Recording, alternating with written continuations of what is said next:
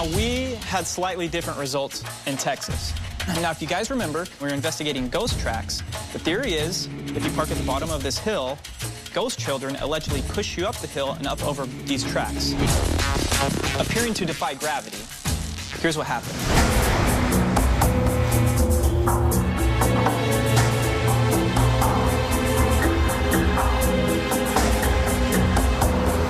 So, Larry, what time is our witness Capone de Leon meeting us? To be honest, he should be there here in just a couple minutes. We should get there right on time.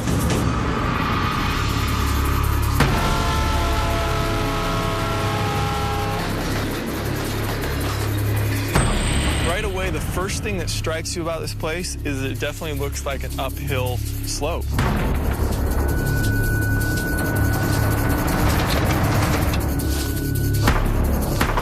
Capone, it's finally good to meet you. Thank you so much for meeting us out here. Why don't you tell us a little bit about where exactly this story originates? Basically, what happened is at this railroad track crossing, a bus full of school children got hit by a train. And so now, whenever somebody's parked out here on the tracks, they'll come out here and actually push them over the tracks. Now, this San Antonio urban legend is really, really popular. When you came out here, did you really expect to be pushed uphill in your car? Well, the first time I came out here with friends, we did the baby powder thing, and we got pushed, and we're just blown away. We're not expecting that to happen. Once you take the parking brake off, you start moving instantly. We're actually going uphill to go over the railroad tracks, and we get pushed faster as we go. And it really does seem like somebody's trying to get you to go past. And I don't know if you've seen trains come by here, but they come by here pretty quick. So if you're right out here on this side, you cannot see a train coming from this way. Now, were you ever able to capture an image? The fingerprints were the only proof that I could find. And everywhere we look, we see little fingerprints.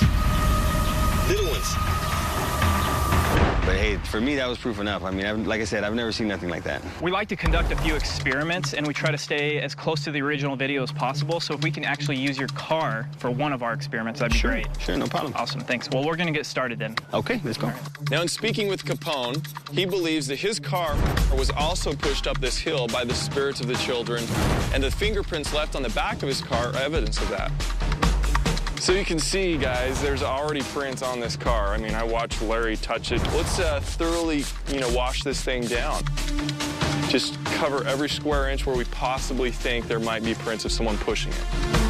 Okay, guys, I think it's all washed up, ready to go, and I think we should try this out. I'll get in the driver's seat, get ready to be pushed over these tracks. I'll ride shotgun and shoot from there. And I will cover you guys with the camera on the side of the road. Capone instructed us exactly what he did in his video so we can get similar results. I'm putting on the parking brake, putting it in neutral, and turning the car off. All right, Larry, so tell me what you're doing. First thing I'm gonna do is take the car out of gear. Out of first, and in neutral. Next thing I'm gonna do, take the keys out, so there's no possible way this car can be on. Now I'm gonna take my foot off the clutch. Okay, Larry, the camera's all set. Are you ready? Ready!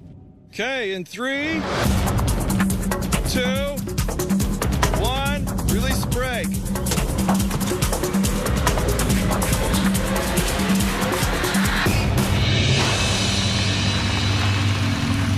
Oh my gosh, we're moving!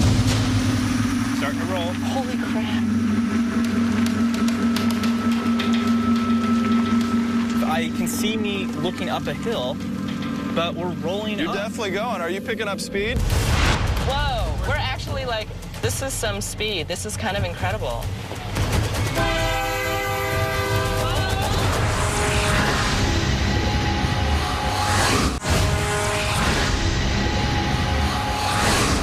Now, in speaking with Capone, he believes that his car was also pushed up this hill by the spirits of the children. Release the brake. All right, here we're rolling.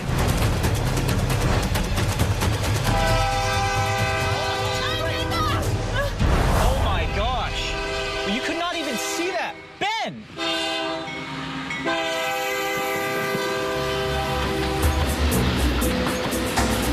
That was so close. Yeah. Being in this perspective, you can't see anything past that tree around the corner, so that train just came barreling down.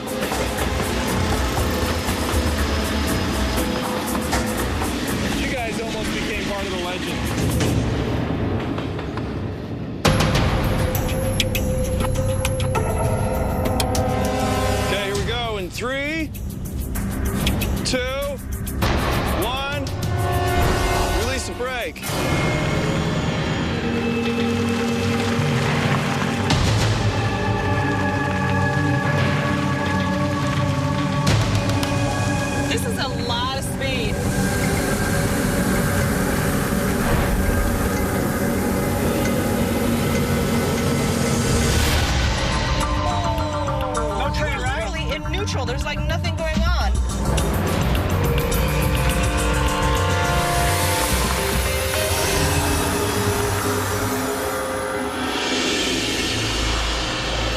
You start out really slow, and then you started really picking up speed and went all the way up and over it. You expect to maybe start rolling, and then you're looking at going up a hill. You expect to stop or even slow down, but I just felt like we just kept going faster and faster and faster. What did it feel like at the beginning? Did it feel like it was a jolt, like, you know, starting from a stop? It was very, very gradual. But it was a constant speed is the thing. Like once it started, 2 seconds in, it was exactly that speed the entire time. Well, it looks like this one was, you know, a success. We got it up over the hill.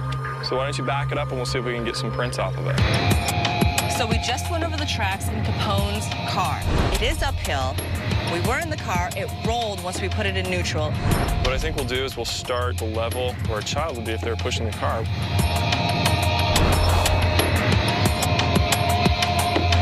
Yeah, I'm not seeing anything that looks like a fingerprint or handprint whatsoever.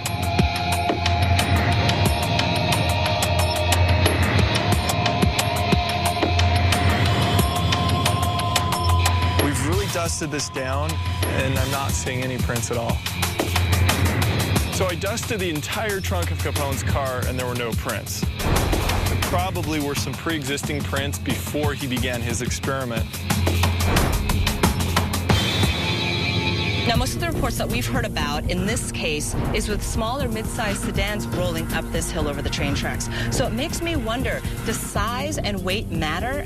Now, legend has it that this accident occurred with a school bus on these train tracks.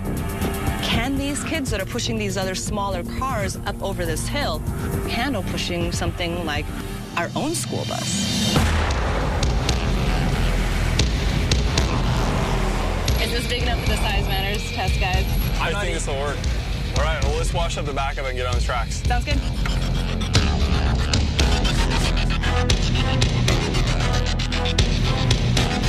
All right, so the bus looks really clean and really good. I say we try and get it over the railroad tracks. I agree.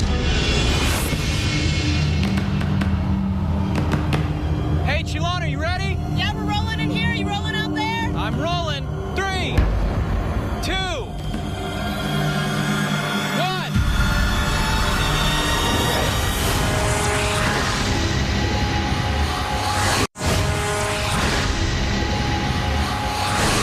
What would happen if we got a really large vehicle, like an actual school bus? 2,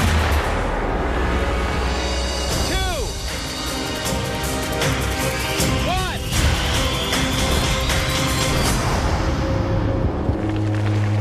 All right, they're rolling. Holy! Oh, it's really picking up some speed. Think it's the kids pushing us? I don't know. Very consistent speed. We're really going uphill over the track. Gosh. Oh my God!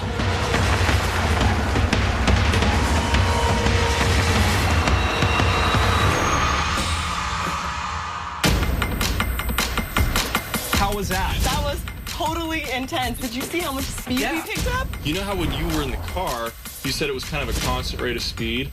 It actually felt like we were picking up some speed. And we figured out that the size of the automobile going uphill, you know, against gravity over the tracks, really doesn't matter, is what this experiment proved. All right, guys, let's do basically the same thing we did on the car. If there is anything oily, we should start to see it.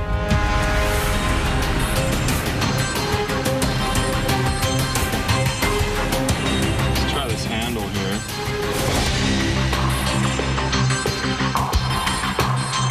Well, guys, it's taken a long time. I'm not finding any prints or palm prints or anything like that. Yeah. So we didn't find any prints on the bus either. That's 2 vehicles that we've tested and no prints. So with the paranormal angle coming up short, it's time to start looking at other anomalies that might cause vehicles to go up a hill, apparently defying gravity.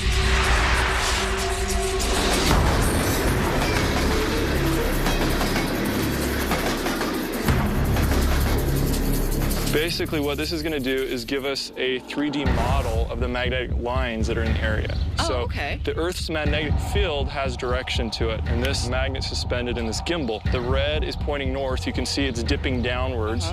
And if that changes in the direction, just let me know. There is a theory that if no one is being pushed by anything of paranormal origin. Maybe there's something being pulled. So we decided to go out with our EMF meters and our magnoscope. Okay, well, starting out just right here, this is up at like 20 milligauss already. That's actually pretty high, but not surprising because if you look right above us, we're underneath some high power tension lines. I think we should walk just a quick grid pattern. Okay. Right here around the railroad track. It's dropping off a little bit. My magnet is pulling towards where we were. It's dropping off to 10, and it goes even lower the further we get away from the power lines. No change in direction. But the magnet is pointing towards all the power lines. This is exactly what I expected. We have high-powered electrical lines right above us. We're getting a very high reading, but it's constant. We walk away, it disappears. I would say we're not looking at anything anomalous in the magnetic field. So if it's not supernatural and it has nothing to do with a magnetic field, then I think we need to explore something like the geographical possibility. I actually used to work for a civil engineer. So what we have here is a survey's level. What we're gonna do, we're gonna start from the center of the train tracks all the way down the middle of the road until we get where we started the vehicles. We'll measure it every 25 feet. Okay, let's go do it. All right. And set the first cone down.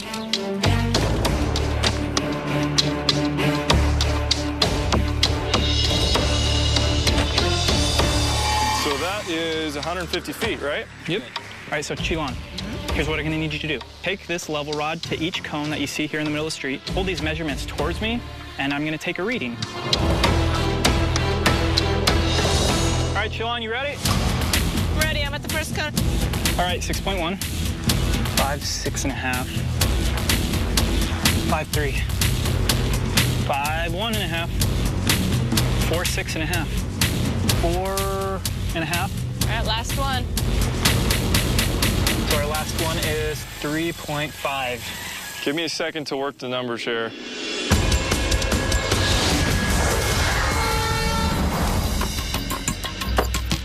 So after our 3 experiments, we decided to finally just do a land survey. And what we found is very interesting. We weren't looking up a hill at all. In fact, we were looking at a 1-degree downgrade. It was downhill. Now, where we were starting from, it slopes down, down, down, and at the very end comes up the hill. But the surrounding terrain and everything makes it look like the whole thing slightly is uphill. So it's an optical illusion. It gives you just enough momentum to get up and over that hump of the train tracks. It's amazing the tricks your eyes can play on you. The actual accident of the school kids dying in the bus being hit by a train did happen in 1938, but it happened in Salt Lake City, about 1,000 miles away. But it was heavily covered in San Antonio, so it actually just became a part of local lore there. This is a perfect example of a natural optical illusion getting mixed up with a legend of a paranormal event that didn't even occur in this location. I'm impressed, guys. You did a really good job at opening this case wide open. This is a myth I've been hearing about since I was a kid. I am so excited you guys finally got an answer. The Texas ghost track case has been solved.